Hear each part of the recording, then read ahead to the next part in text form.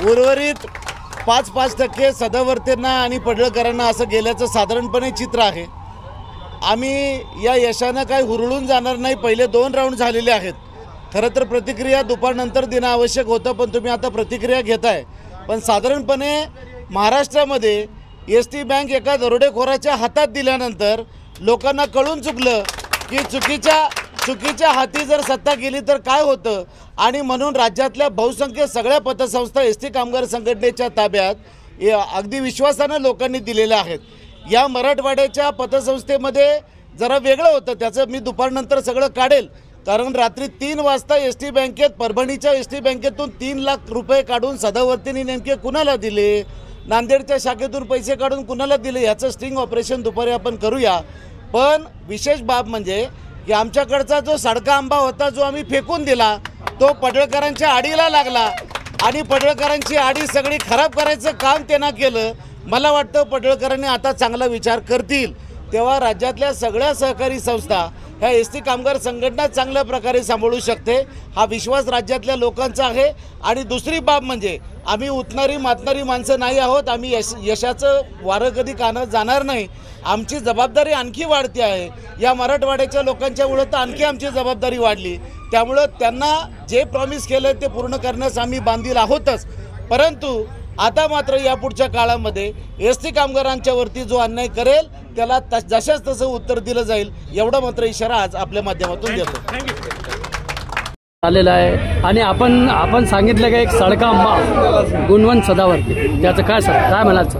पहिल्यांदी आतापर्यंतच्या 65 वर्ष आमच्याकडे ही संस्था आहे, पण आतापर्यंतच्या इतिहासातलं सगळ्यात रेकॉर्ड ब्रेक मतांनी एसटी कामगार संघटनेचं पॅनल पुन्हा एकदा मराठवाड्याच्या मतदार बंधू भगिनींनी निवडून देत आहेत, आणि म्हणून त्यांचा मनपूर्वक मी आभार व्यक्त करतो।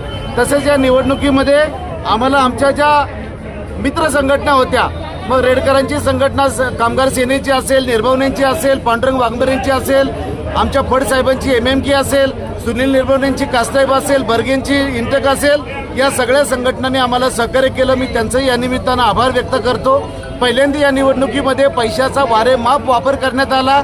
सदावर्तेंसाठी एसटी कोऑपरेटिव्ह बँका 2:45 वाजता रात्रीच्या उघडल्या गेल्या, लाखो रुपये काढले, लाखो रुपये वाटले, लोकांनी पैसे त्यांचे खाल्ले, मतं मात्र आमच्या एसटी कामगार संघटनेच्या पाट्यात टाकलं।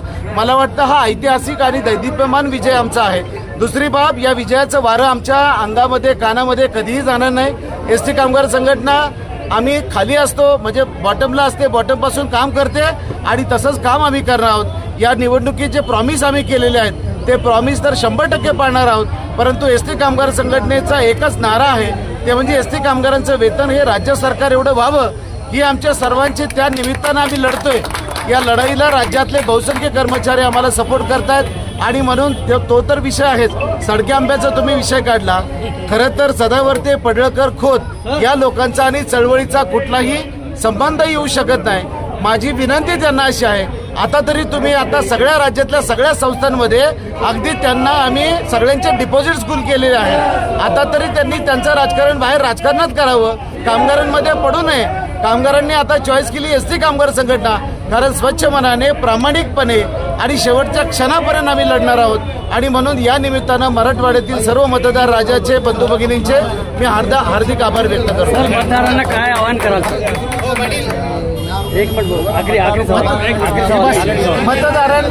मतदारांना माझं एवढंच आव्हान आहे, ज्या पद्धतीनं तुम्ही प्रेम आणि विश्वास दाखवलाय, या विश्वासाला 100% एसटी कामगार संघटना पात्र राहील। मात्र आता आपण लक्षात घेतलं पाहिजे, आपल्या अन्नामध्ये विष कालवणारे, आपल्या वेतनामध्ये राजकारण करणारी मंडळी आपण दूर ठेवावीत। आणि म्हणून इतकंच माझं त्यांना विनंती आहे। मतदान केल्याबद्दल तर मी आभार व्यक्त करतोच, परंतु तुमचं कोणतंही मत वाया जाणार नाही याची ग्वाही मी या निमित्तानं देतो। काय बोलतील?